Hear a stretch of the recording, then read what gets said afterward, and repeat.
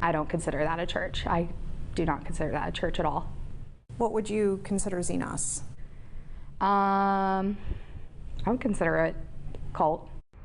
Former members of a Columbus church are telling their stories accusing the church of functioning as a cult. NBC4 Investigates Jamie Ostroff showed us Tuesday how members felt the most intimate details of their lives have been used against them. Tonight, Jamie is here to show us what former members are saying about living arrangements. Yeah, a lot of college-aged members of this church live in what the church calls ministry houses. As I heard from multiple former members of Xenos Christian Fellowship, which changed its name 2 years ago to Dwell Community Church, a lot of those houses are near Ohio State's campus, and they can be dangerously crowded.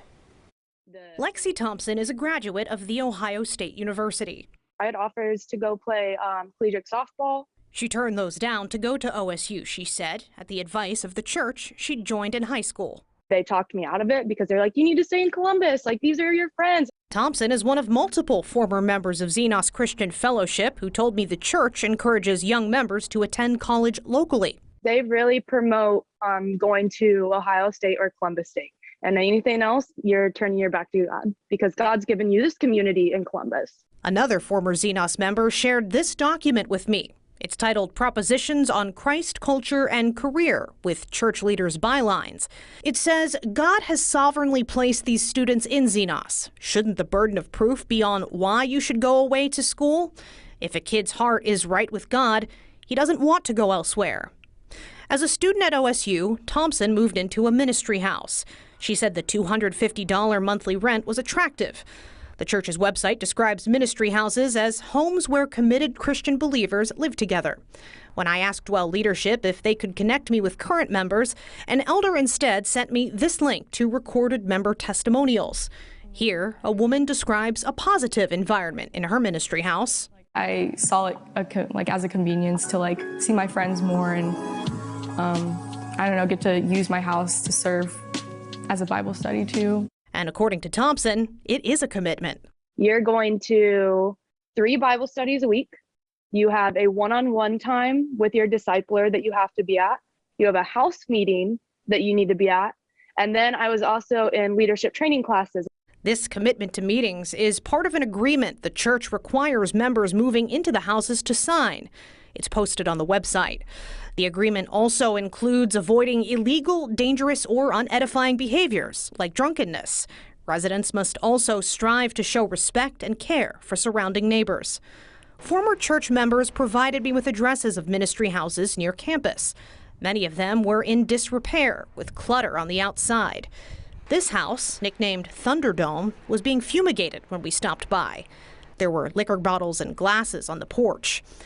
When I sent a list of these addresses to Columbus's Department of Building and Code Enforcement, they replied with 79 pages of records showing almost every address I'd sent had been the subject of complaints or code violations. Many of those violations were similar, from graffiti to unkempt lawns to peeling paint.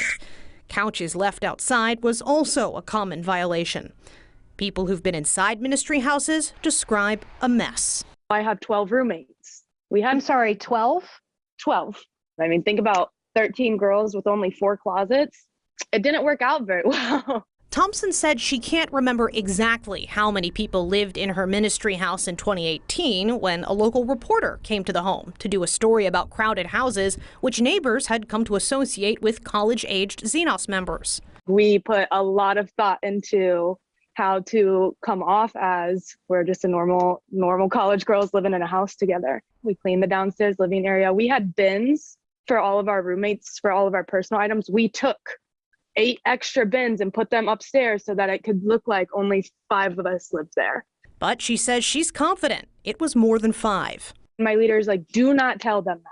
Whatever you do, don't say that because that's going to put us in a whole load of trouble. When I asked church leadership if I could visit a ministry house, they said no, citing the privacy of their members. The church would not allow me to speak to leadership face-to-face, but elders did answer my questions via email regarding ministry houses, which again Dwell does not own. The church said this, quote, thousands would say they have had a positive experience living in a ministry house.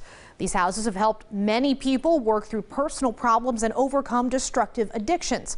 Over the last few years, ministry houses have upped their efforts to serve their neighbors living in the University District. An elder told me Dwell also discourages drunkenness and underage drinking, but it does not monitor alcohol use at members' homes. This second elder also said it is, quote, difficult to estimate how many people live in a typical ministry house since each living arrangement is unique and negotiated between the people choosing to live together. Now, a lot of my reporting this week was done with the help of former members. Tomorrow on NBC4, they're talking about the difficult process of cutting ties with Xenos and why they chose to come forward.